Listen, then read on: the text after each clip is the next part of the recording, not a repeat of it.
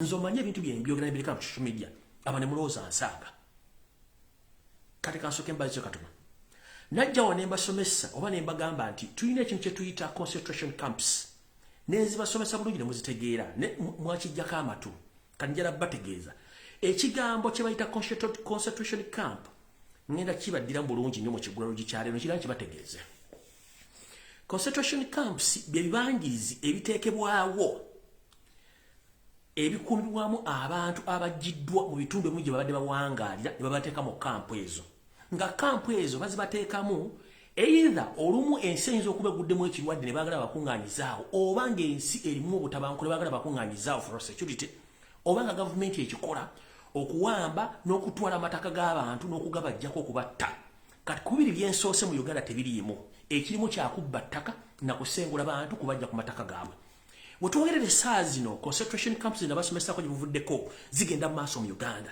ngira wetwogera mu bitundu bino wammanga mu Buganda mwennyini omuli Ssingo Luweero n'Olukoola lwonna nfunye information olwalire confirming nti olwokuba nti nasirika okwogera ku nsonga zino concentration camps olwalire zaatandise abasajja abazaana n'abasajja ba Kabaka batandise okugwa ku byalo nga batwalibwa mu bibangirizi mu babatedde tenti okubabeezaamu we banaabajja okutandika obbasunsula batandika okutta omu ku omu nga tebasobola kudde ku mataka gaabwe kino kyeyolese mu Buganda kitambula mpola kigenda kumala Obuganda kigende mu bitundu ebirala nabagamba concentration camps zino zigenda kubanga ono Munyarwanda kagulupu k'Abanyarwanda akajja okusanya Obuganda n'Abaganda kakola ebikolo bino ng'enseeraba mwadde mulowooza nsaaga olw'ekintu kino nakyogera ku kigenda mu maaso mu bitundu omuli Ssingo Luweero Nakasongola n'Olukoola lwonna abamanyi Olukoola lwonna nga bwe lutambula byonna concentration camps zitandise okugenda mu ki mu position oba zitandise okugenda mu action abantu babajja ku mataka gaabwe ne babateeka mu camps by force n'ennyumba zaabwe bazimenya ne batwala amataka gaabwe ekyo nno tekibamalidde njala batwala ku concept n'ebintu ebirala bigenda mu maaso mu ggwanga tugenze mu mabuka ga Uganda kyekintu kyekimu ekigenda mu maaso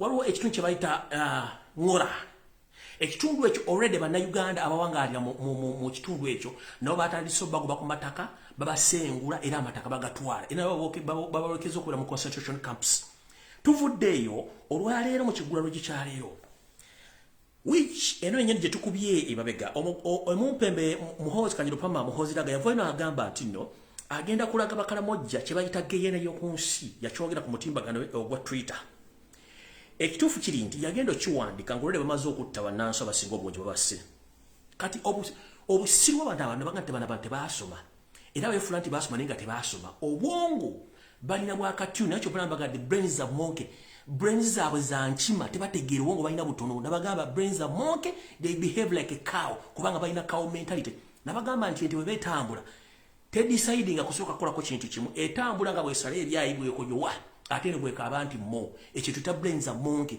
buli kimba kikola waza nti abantu basiru omusajja omuwumba tuutu ono era atalina magezi ayagala mbu arafuuka president wa Uganda Muhoozi Kanyirugaba Muhoozi Raga bwe yavudde n'akola tweet eyo so nga amanyi tetusobola kutegeera kati kanso ntukyali mu kigulalo video tennaba yavudde n'agamba tugenda kukola tugenda teeka geyeena mu bitundu bya Kalamojja already geyeena ebaddeyo nga gyeri kino yabadde yeekwasa kati byamaze obikola ne batta omukyala eyagudde ku accident omuzungu wa NGO eyo yabadde set accident olw'ensonga omukazi oyo omu ku bantu abadde balitandise okunoonyereza ekitta bantu ekiri mu Kalamojja ng'alina NGO era nga na information agikwata n'agisindika gye tutajja kwogera bwe baategedde nti omukyala y'omu ku bo naye ne bamutega accident omukyala n'avaawo be bazungu basatu ba foreigners abaakattibwa kwasooka Sumi ne kuddako omukyala yali akola ku embassy ya Sweden nono omukyala eyafudde olunaku lwa 2 days back gwe bateza accident yabadde anoonyereza ku kitta bantu ekiri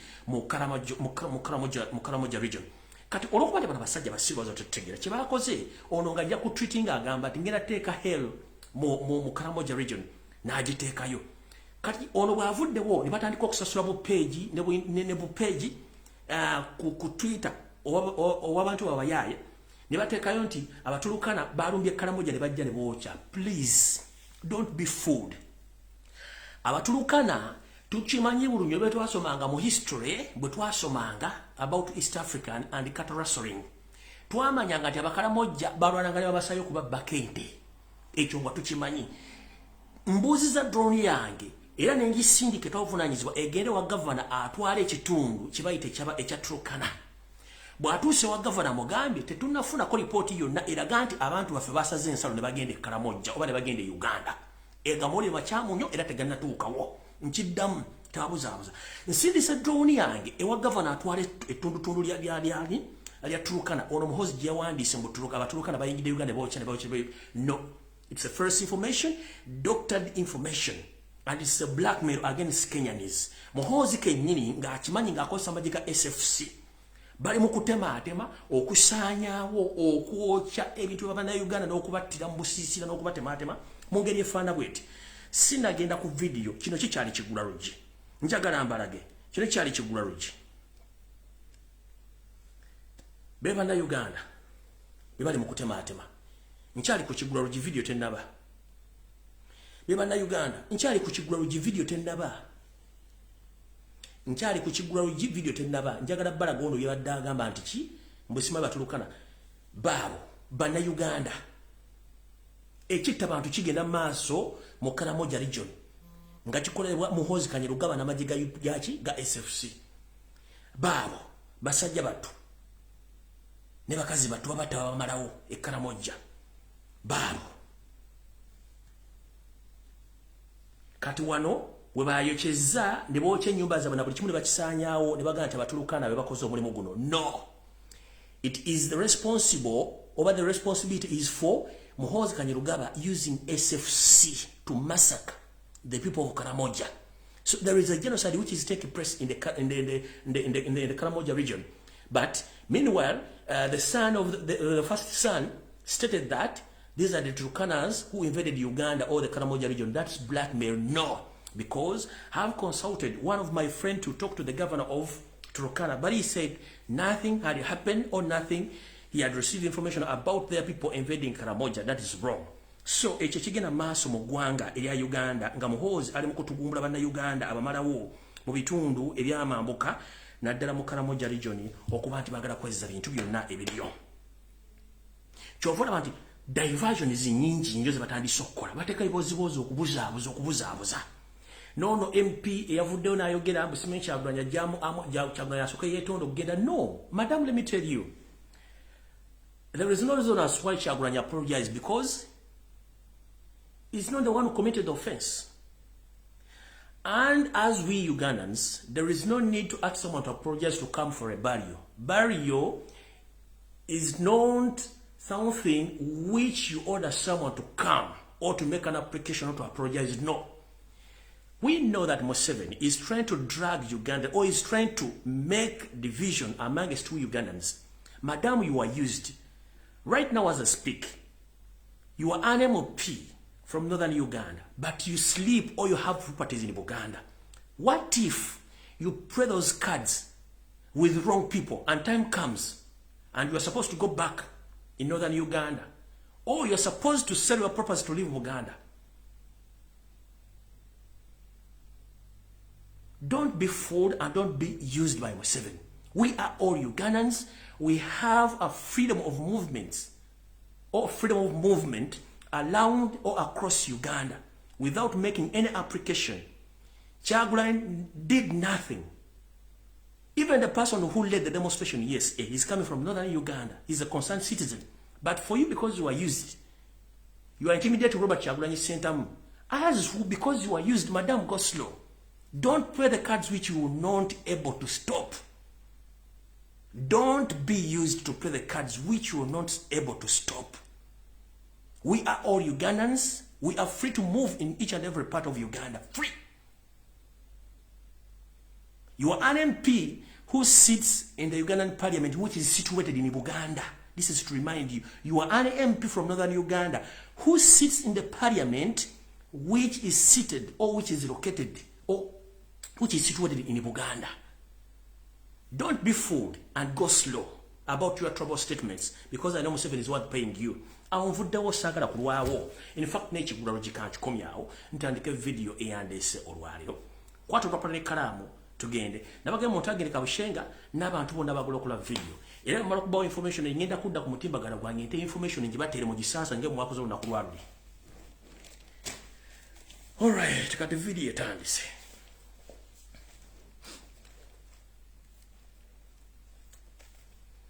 Nga sinagenda wala kansula nti yoseti bahabula otabasira mutano wakale kizinchete mzezede nsanga bisibe kwoli.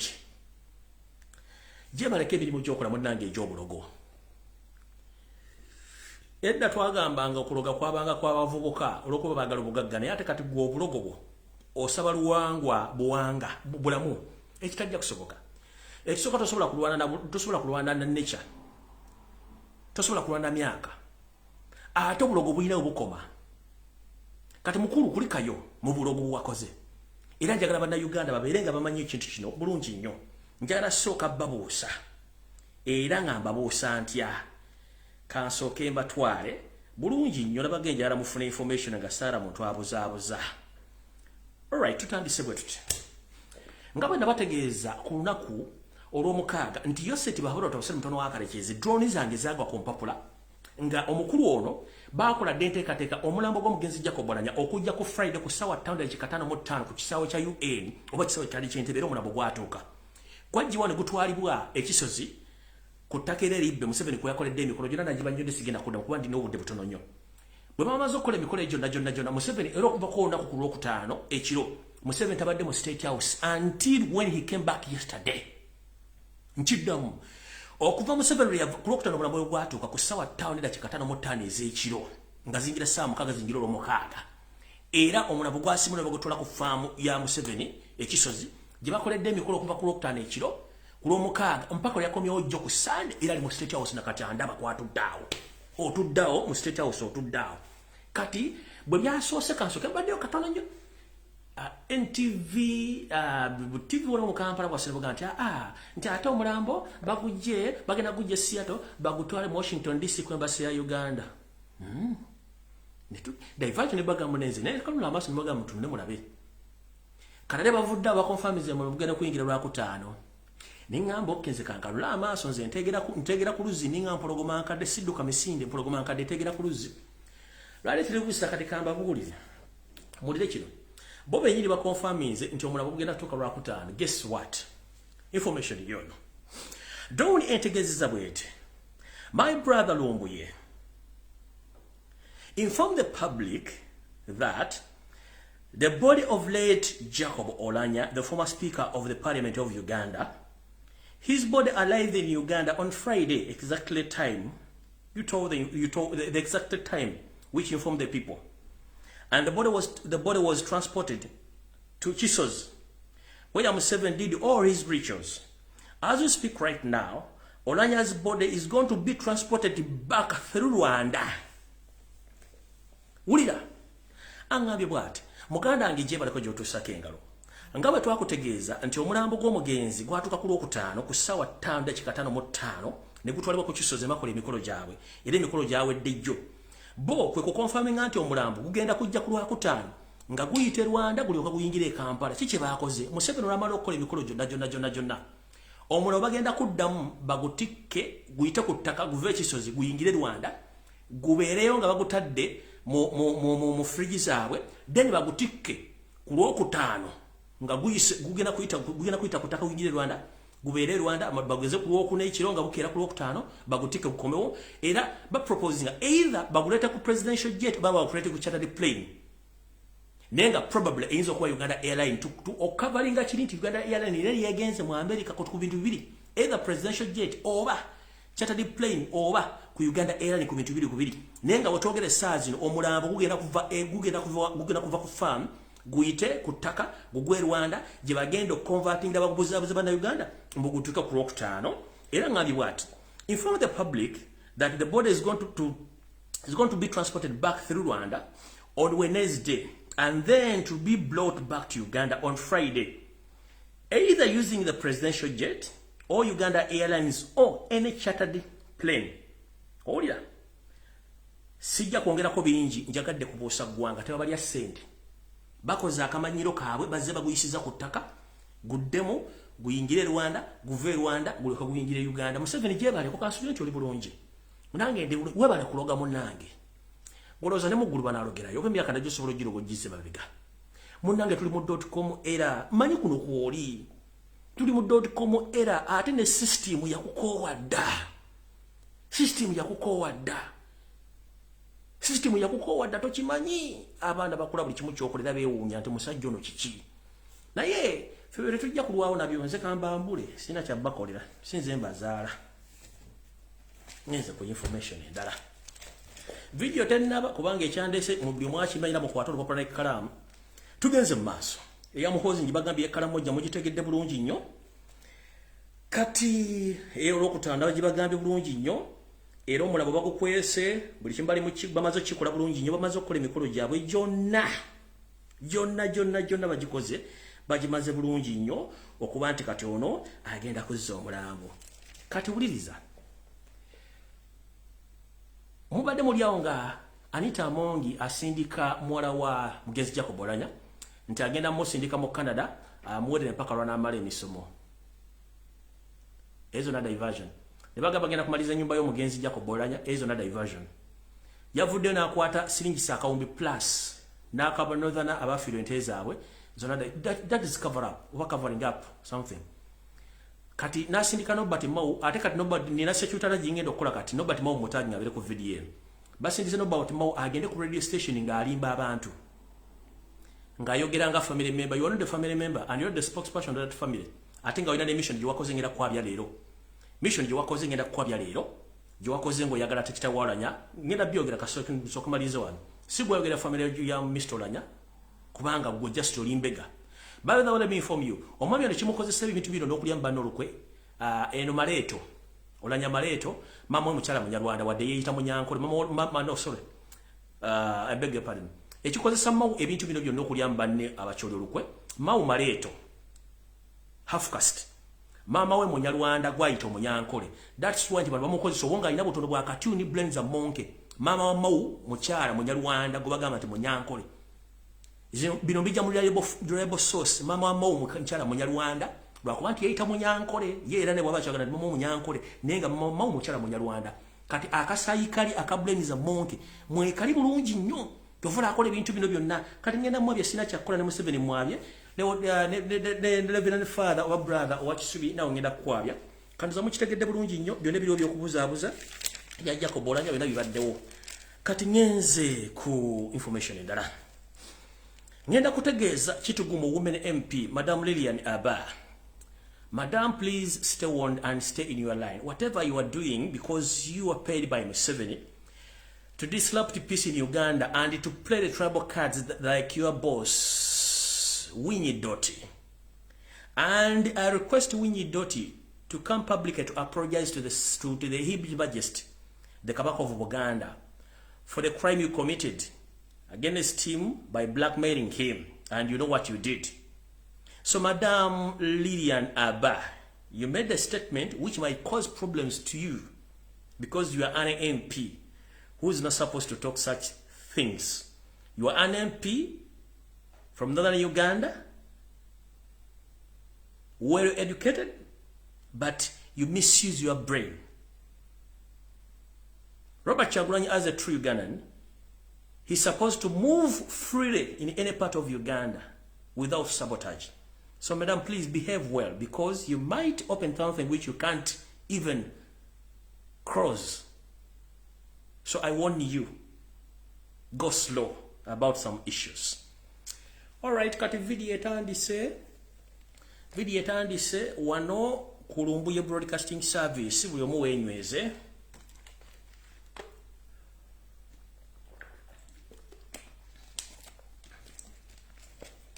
Kansulenti Nobert Mao kwoli kuno. Olunaku lwajjo ku ssaawa 8 ez'emisana okutuuka ku ssaawa 11 ez'akawungeezi nga Museveni amaze okuva mu kuloga kwe ekisozi. Robert Mao yayitiddwa mu State House Entebbe. Mu meeting gye yabaddemu ne Museveni wepo ne Muhoozi Kanyarugaba. Njala mutaginyira family y'omugenzi Jacob Oulanyah muwulirize no security alert egenda eri tata Oulanyah ne family members. Kati kansoke ndowooza njogere mu Luganda njize mu Luzungu thereafter. Olunaku lwajjo olwe Sunday ku ssaawa 8 mpaka ku ssaawa 11 ez'akawungeezi nga Yoseri amaze okola emikolo gyonna egyetaagisa okusibagana okuziribaga omugenzi Jacob Oulanya yakomye mu State House Entebbe era n'ayita Nobert Mao beeka ensonga ze boogera. Mu nsonga ze bayogeddeko era Nobert Mao ze bayogeddeko ziri nti balina okulaba nti bafuba okulaba nti bajjawo oluvuuvuumo nti omugenzi Jacob Oulanya aweebwa butwa.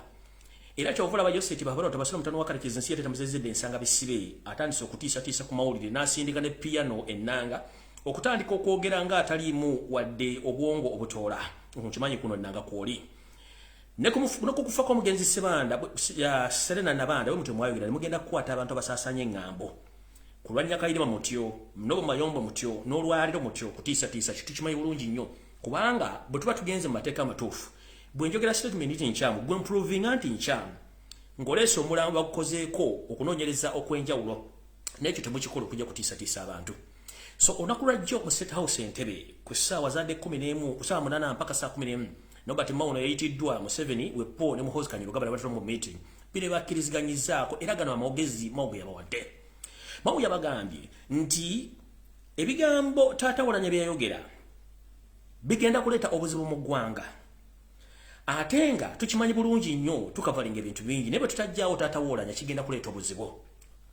Era Mao yagambye Museveni ne Muhoozi mufube okulaba nga mujjawo Taata Oulanya ng'obudde bukyali kubanga yagaana okulya ssente ate TV ne bambega ali mitendera gyonna bajja kutuka ku muzeeyi ono bamubuuze akana n'akataano basobole okubanga muzeeyi ono abawa information okusinziira ku kiki muzeeyi kyamanye. Era bw'atyo Nobert Mao n'awa Museveni amagezi nti muzeeyi Oulanya bamugjewo either ng'okuzika kuwedde oba basooke bamuzikize aleme kwogerera ekintu n'ekimu. Era nga Mao yabagambye mufune engeri yonna ey'okumugjawo ng'obudde bukyali kubanga tujja kuswala ng'ate ensi ekimanyi bulungi nnyo nti omusajja ono ekituufu yafa butwa. Olw'okuba Taata Oulanya yagaana ensimbi yayogera lukaatu ng'omusezi agula esswa nti ndirako bantu bange omwana wange bamuwa butwa kubanga yaleka ŋŋambye. N'ekirala omukyalo ono Anita Amongi Mama Lususu ye kennyini okukwata muwala Oulanya okumutwala e Canada nga n'ekitabo tebannamuziika tonnamanya eddaame lya Jacob Oulanya lisoma litya kikyokweka. What I trying to insinuate here, because we know Jacob Oulanya, he had been the speaker, taking care of his family. So, I don't know why people are rushing in Oulanya's case. No kwata mwole mumutwala Canada musomesa forward. Because omwana oyo kusinzira ku sources zenfunye amanyi kitawo yamugamba kiki ekyatuukawo nabaani abadde mu lukwero okumutta. Kati omwana oyo I'm not sure nti omwana oyo anaasurvivinga naye muyinza omujjawo. According to the reliable sources zenina omwana oyo Anita Amongi ogala mututte Canada omwana oyo yabiza obutasurvivinga nga jjajja mwagala omukola. Era Anita Amongi singa omwana oyo atuukibwako obuzibu mukazi gwe Anita Amongi ekinaakutuukako gwe okimanyi.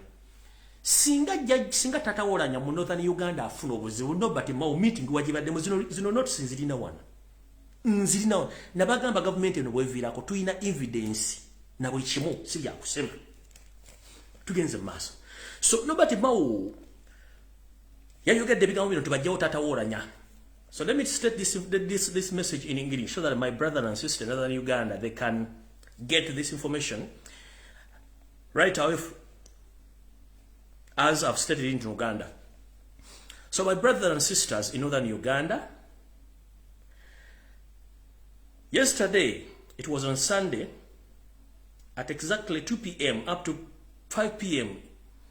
at the East African Standard Time, the so-called Yoseti Mahabharata Tabasura, the son of Karekezi and Sierra Tamzezede and Sangabi Sibe, that is Museveni, and his son, the first seen as S-I-N, not seen S-E-E-N, first seen, Muhoozi Kainerugaba, Muhoozi Laga. They called a meeting yesterday, which was attended by Nobert Mao himself. In that meeting, Nobert Mao informed Museveni that we must eliminate Jacob Oulanya's father because if we leave him to stay, he's going to expose the state and he's going to expose all the people who are behind the assassination of Jacob Oulanya. Because Nobert Mao is an half-caste.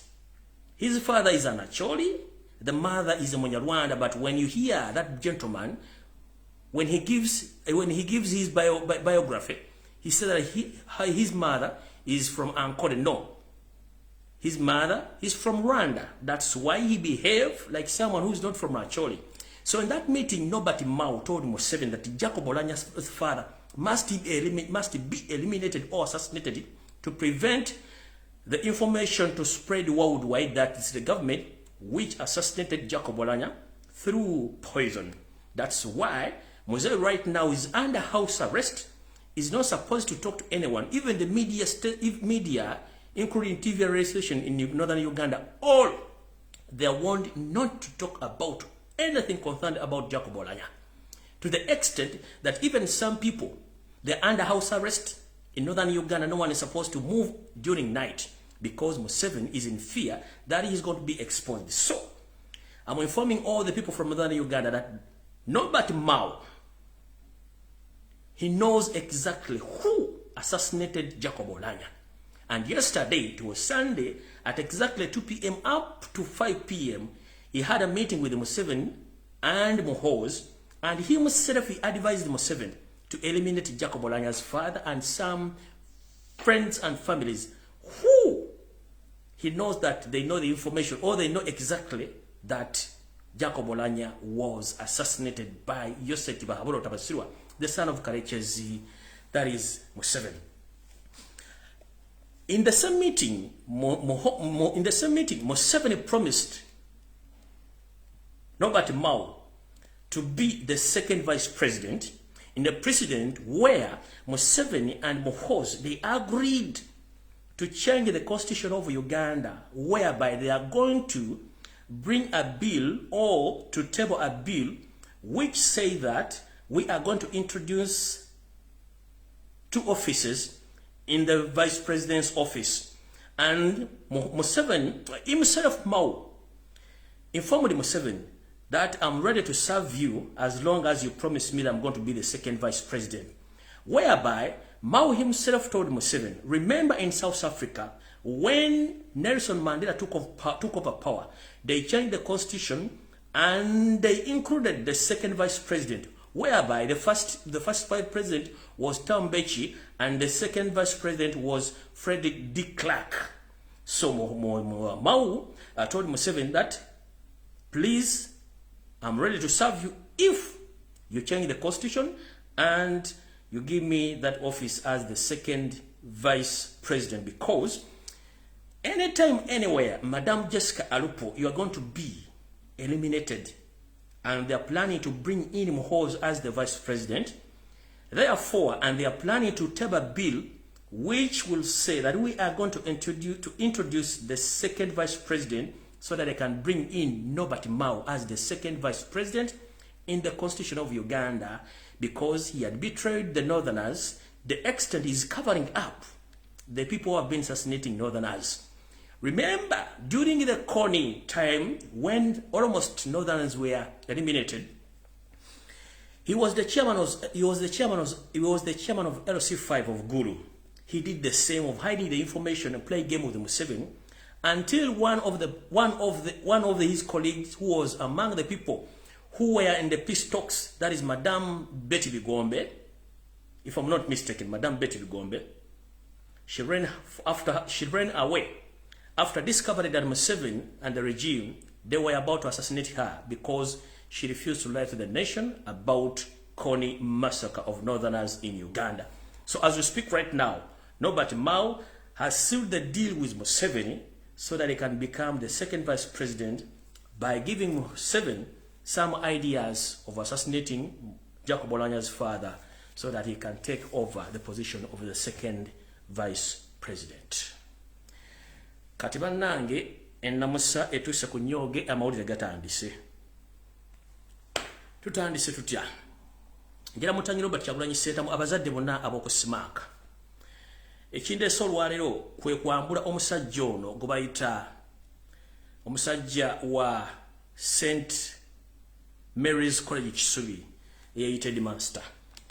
Mwangamba nti akantu kano kabeeramu ettaala yange, oyo ndoza mula bulungi. Oyo bamuyita Brother Deodat Ariganyira, ye Headmaster wa St. Mary's College Kisubi, mutabani wa Robert Kyagulanyi Ssentamu gy'asomera. Ndoza kamba olina footage endala, era yono wano ng'alina mukama we Muhoozi, Kanyerugaba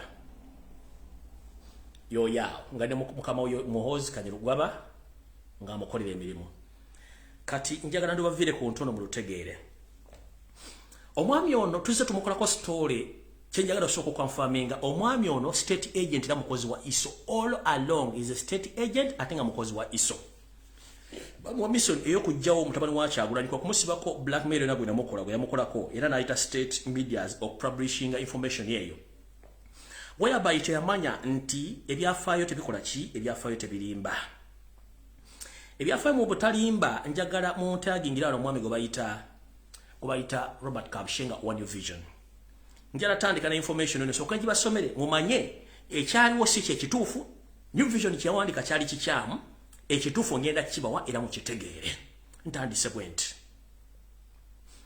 kiri bwekiti amawulire gano mugala bulungi nnyo ga New Vision mugala bulungi nnyo gago ga New Vision simayo mugala ga New Vision makaddeko nengenda bawa information eri clear makadde kati ngenda basomera ndio kino kyensoma New Vision si kyalina okuwandiika kubanga ono brother aina emivuyo gyakola ne footage mulina ngena bubalaga bumale mutte ku social media atambule kino New Vision si kyalina okuwandiika bawandiika bwe bati bagamba student riot as a school head is suspended which is wrong tugenze bwe bati amawulire gano ba article yawandiikibwa Chris Kaulo and Ismail Kazoha. The police crashed with students at St. Edward's Bukumi Secondary School in Bukumi Village, Kibale District on Wednesday. Bagambye nti police ey'obujagalalawo yafaafagana n'abayizi ab'essomero lya St. Edward's Bukumi Secondary School mu Bukumi ku kyalo Bukumi mu Kibale District ku lunaku olwokusatu. Enaku z'omwezi lwandikira eggulire lino enaku z'omwezi zaali 3 omwaka gwa 2022. Ne bagenda maaso ne bagamba the students turned rude after the board of governors announced that the suspension of their head teacher. Mbu abayizi bano beegugunga oluvannyuma lwa headmaster waabwe eyagobebwa mukulu gwe bayita brother Deodat Aliganyira oligwembalaze ekyo nakyo kikyamu. The board said Aliganyira's suspension was to pave a way for investigations into the allegations of examination malpractice. Bagamba nti akakiiko akaddukanya essomero lino kagamba nti okugibwa kwa brother Aliganyira ono oba okumugjawo mu kifo ekyo oba okusindikibwa mu lumulu olwaze kwali kunoonyereza engeri ebibuuzo gye byakwatibwangamu n'abaana okukoppa mu ssomero eyo tugenze mu maaso,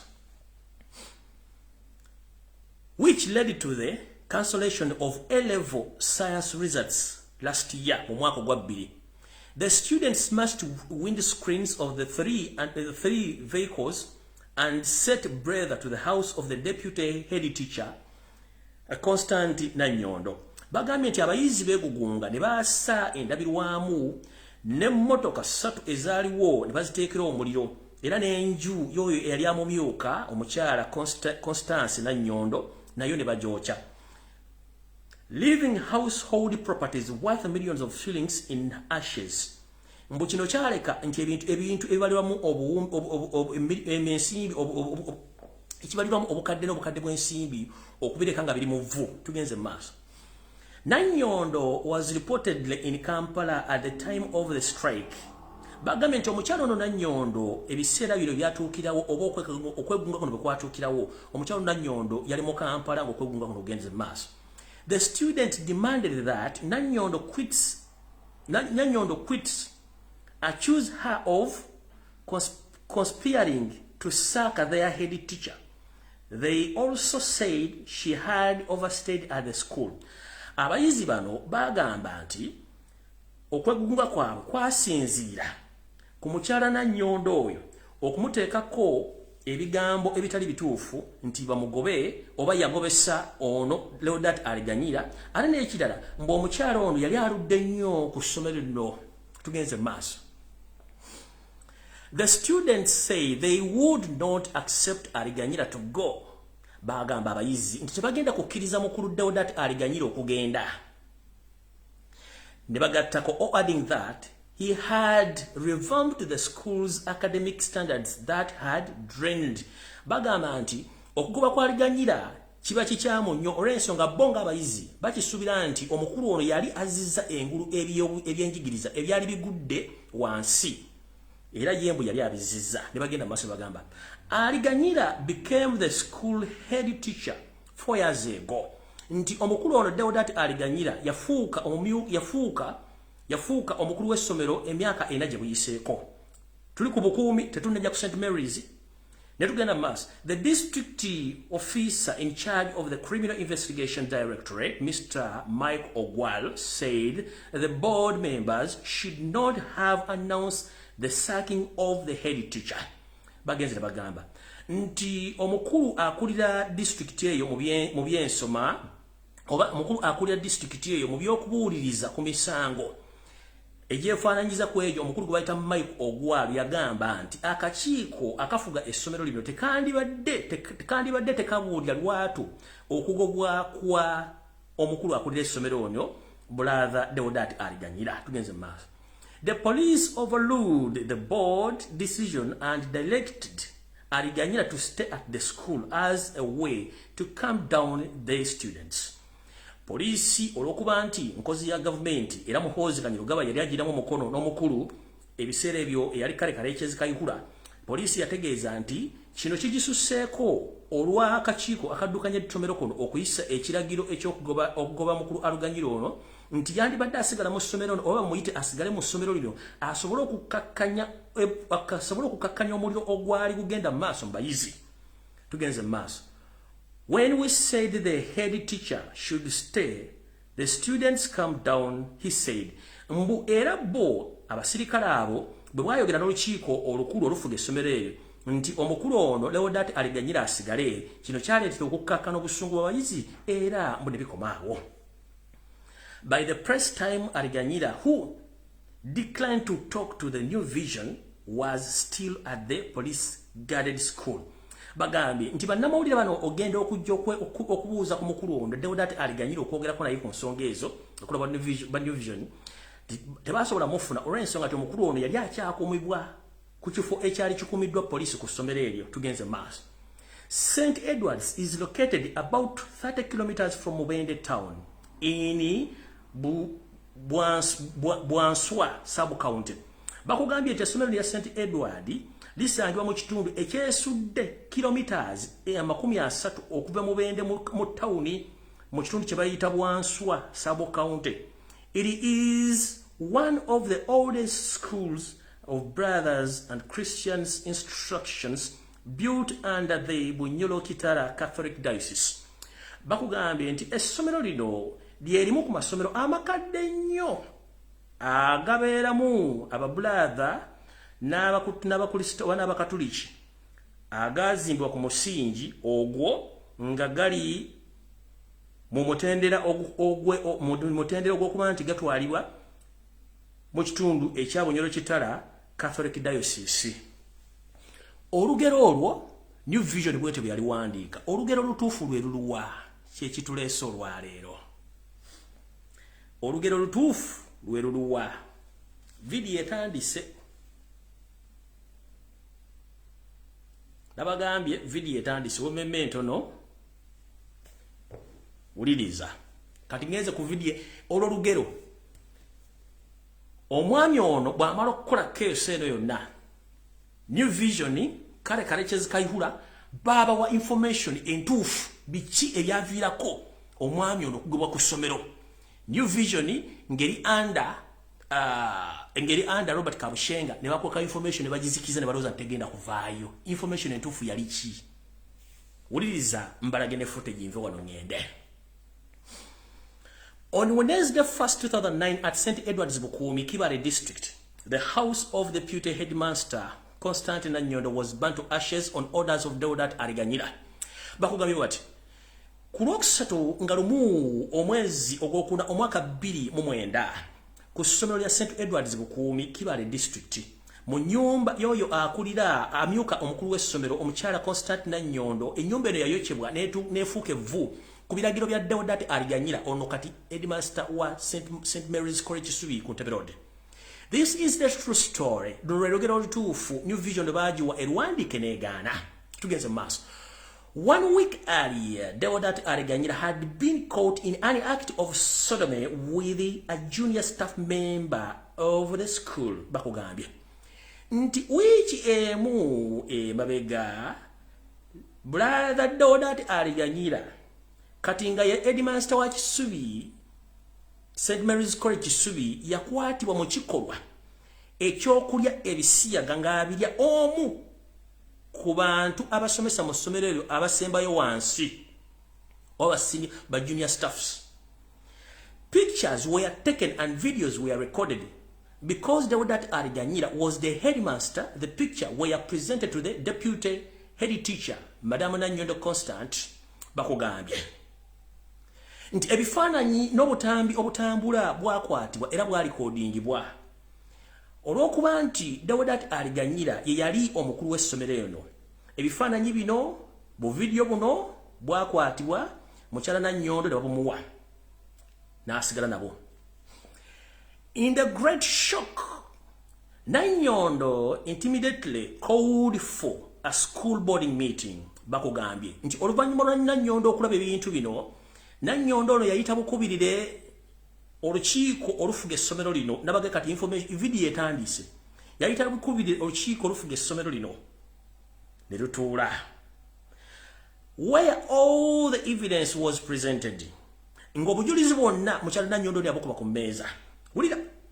The board resolved to immediately suspend Deodat from the position of the head teacher as the investigations commenced.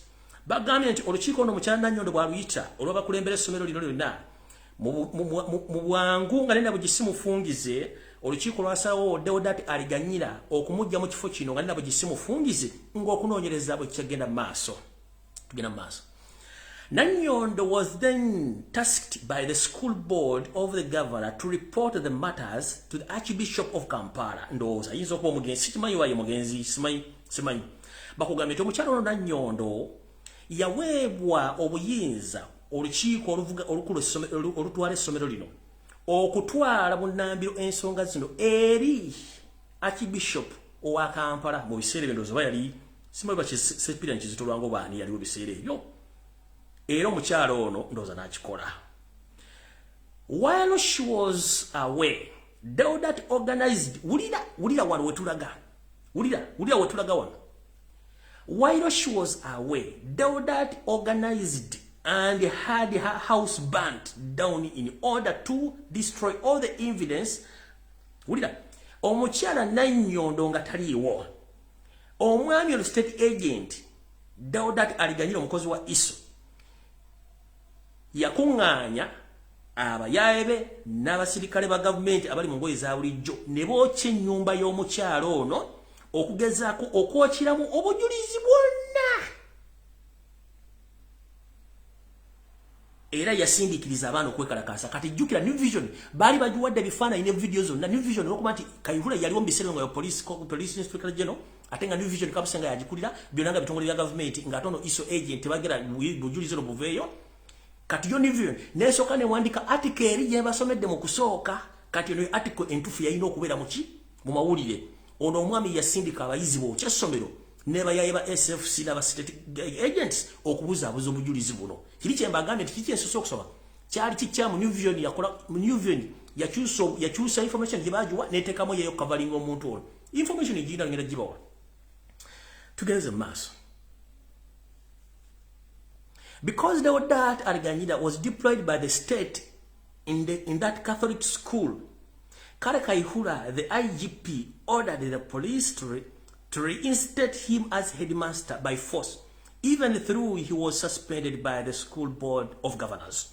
Bakugambye. Wulira? Omukyala no batwala information ku New Vision bagiwa kabushenga n'agaana okufulumya amawulire wadde okufulumya olutambi wadde ekifaananyi kyonna ekyassomola ne Gomora. Olw'okuba nti Deodat Aliganyira yatekebwawo gavumenti ya Yosef Basira mutabani wa Karekezi okubega mu ssomero ly'Abakatuliki. Kale Karekezi Kayihura eyali omuduumizi wa poliisi yalagira abapoliisi Bunambiro nga nabo gisimufungize okuzzaawo omwami omukulu w'essomero nga ebiragiro bibiragira kubanga ye kebaagala era ne balagira n'olukiiko olutwala essomero eryo okikola Bunambiro okuzzaawo omwami ono. Mukulu Kabushenga gyebaleko ssebo ne New Vision yammwe. Njala ko baza drone zange ziri mu New Vision ezademo archive kumpa information mubali nyo mubalire ddala. Omukulu yaza tusobola kufuna information kali ngenda kubaabya. Tugenze. Nchaba somera deli balete bifana deli kembite bitambule ensi yonna. Feeling frustrated, Nanyondo decided to take the evidence to Bukedde in order to expose Deodat. Omukyalo no bambi ngali mbirowoozo aina ebirowoozo bimutuddemu bulungi nnyo omukyala Nanyondo ono. Era ng'alina pressure nyingi yasalawo atambule agenda atwala obujulizi buno ku Bukedde ne ku New Vision asobole okwexposing omusajja ono ebikola byakola ebyasomola ne gomola byatuusa ku bakozi banne wepona abaana. There she handed the videos and the pictures to the New Vision Group CEO Robert Kabushenga for publishing on Bukedde TV, in Bukedde newspaper and New Vision tugenze maaso. Omukyala Constant Nanyondo ng'omukyala atwayagala eggwanga lye yakwata ebifaananyi n'obutambi n'abutwala n'atambula agenda ku kitebe ekikulu ekya New Vision n'asangawo omukulu gwe bayita Robert Kabushenga n'amukwasa ebifaananyi n'amukwasa n'obutambi obutambula bu video n'abuwa New Vision ebufulumye ku Bukedde TV bwa Bukedde Lupapula ne Lupapula New Vision babufulumye naye munnange ebintu ebyo byonna tebyakolebwa. Ulira olugero. Using state machinery, Deodat was able to silence Bukedde and the story was never published. Bakugambye. Olwokuba nti ono fa oba brother Deodat aliganyira mukozi wa state nga bwe nabaga nti ekelezia y'Abakatuliki ejjudde mbambega abayitirivu era bw'atyo olwokuba nti yali mukozi wa state ng'ali mu ssomero eryo munnange kyamwangwira nnyo okutegeeza Inspector General of Police, Inspector General of the Police n'ategeeza Kabushenga n'ategeeza bakama be era bakama be bamugamba mukulu togezaako okufulumya eggulire wadde ekifaananyi ku mutimbagano gwa New Vision oba gwa Bukedde okuggyako ng'oyagala eyakwalula esiire. As a cover-up, New Vision instead twisted the facts and circumstances under which Nanyondo's house had been burnt. Ulira. Ye story ye bagambye yebasooka okuteeka mu New Vision ey'ekiyaye etali ntuufu bakugambye. Olupapula lwa Bukedde. New Vision lwakyusa emboozi. Ne lugamba nti mu kukyusa emboozi n'okugezaako okubikkira lwagamba nti ennyumba y'omukyalo ono yayokyeddwa olw'abayizi okwegugunga era tebyaddamu kufuluma. You can read the New Vision of Wednesday 3rd April 2009. Bakugambye nti osobola okusoma olupapula lwa New Vision ng'ennaku z'omwezi 3 omwezi ogwokuna omwaka 2009 abalina mu lukebere mujja kulaba story y'enfu bino gye mbawa y'entuufu. Olwaleero today 13 years later, Deodat Aliganyira, he's the headmaster of St. Mary's College Swiss Mark. Even while the Catholic Church is aware of all the things around him, they have backed off and let him continue being in charge of the best Catholic schools in Uganda. Bakugambye. Emyaka 13 egiseewo mirambirira. Omwami ono mumpembe Deodat Aliganyira kati nga ye senkulu ow'ettendekero lye bayita St. Mary's College Subi, essomero ly'Abakatuliki eribadde lisomesezza abakulu bonna mu ggwanga. Nga ne Eklezia ekimanyi bulungi nnyo ebyogera ku musajja ono bingi naye egenze mu maaso omubikkako akagoye oba akawero n'omuleka ogenda mu maaso kulya ssettendekero ono ng'omwami ono alina ebikolobero ebitajja nsa wadde okukola ekintu n'ekimu mu ggwanga. Kati wulira era tunula. Yakozesa media okweexposing omwana wa Kyagulanyi nti yali anywa enjaga, which is wrong.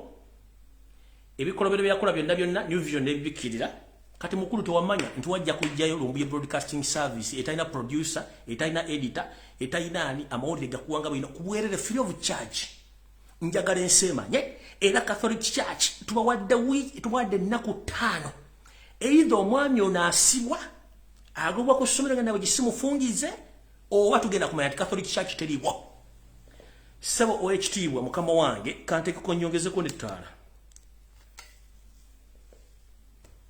sebo OHTibwa Archbishop Mpyo wa Kampala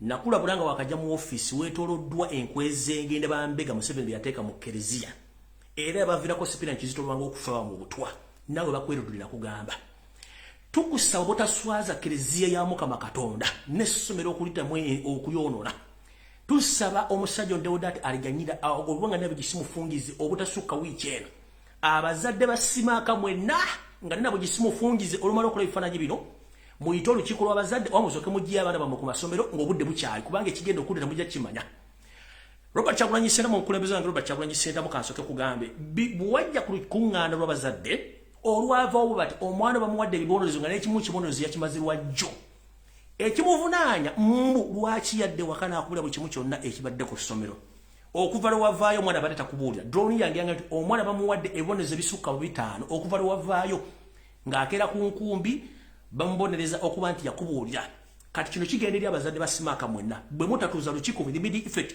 Catholic Church mutagwa musajja ono nakumusibako misango tugenda kutegera nabo mukolera gavumenti era abaana b'abantu bali mbulabe era n'ensoma ya Uganda yonna efudde olw'okuba ne Kereziya yenyigira mu bikolwa eby'ekikolwa eky'ebyekifula nnenge aya basi ebifaananyi bino ngenda bita bwe mmalo bibalaga wano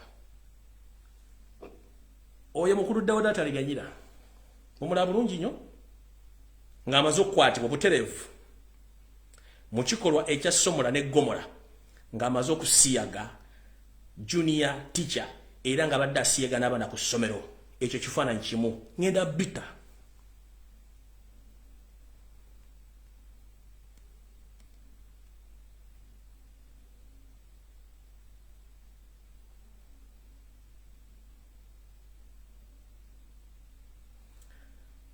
wano ku Lumbuye Broadcasting tetulina producer tetulina editor uyo nga n'akali enkoko kali bweru nga n'akali enkoko kali bweru bamukwata ready handed New Vision yaganda bifulumya ne bukedde azijeko ettala ndowooza nga n'akali enkoko kali loddawa kali bweru uyo bamukwata ali ebisiyaga junior teacher nga n'abayizi yali abibalya kati ki ekiri ku simaaka n'akali enkoko kaako ng'alina omu junior teacher amuyidde ebisiyaga era bagiyita Lumbuye Broadcasting Service amawulire galeetanga bwe gali tegaliiko edit sound ne banaagijjako ngenda bita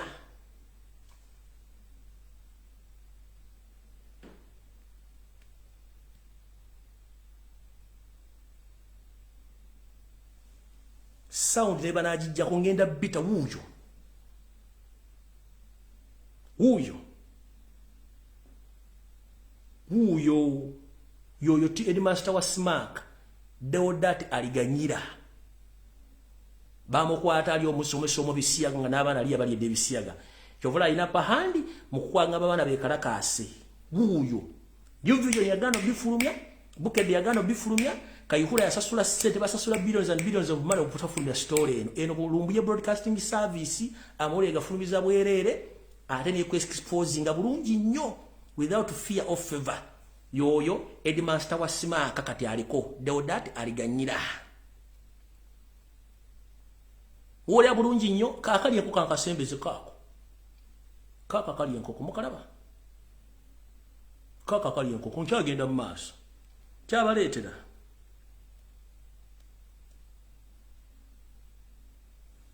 era yoyao tebifuluma nko mu Uganda wonna obisookedde biraba wano kati Smack mumanye board of governors mugobe enteno ono musajja mutemu kibwetere party 2 ono kibwetere yayo kyaba naye musima kibwetere party 2 era Kyagulanyi kuwa magezi gabwa omwana mujje ku Smack agenda gye stalingire walla temujja bisa uyo eno eringa reference bamuwandiisa awandiika amanya ge aleme kwekwasa wuuyo bamukwata mu kikolwa ekyokulya ebisiyaga erinnya lyo Deodat aliganya eno si photo edit si kimbuki temuli photo edit temuli bamukwata ali mu junior teacher ebisiyaga wuuyo kati yeri master wa Simaka musubire somero liri mu kibyo ngenda bita mbiteke ku page bwe malo bita ku page mu bisasanya nga bwasasanyize guliri lya jo erya video kambadire mu wano nga akali enkoko kali bweru wano okka ku Lumbuye Broadcasting Service wuuyo eri master wa Simaka Deodat aliganyira anewakana omwaka 2009 wuuyo akali enkoko kako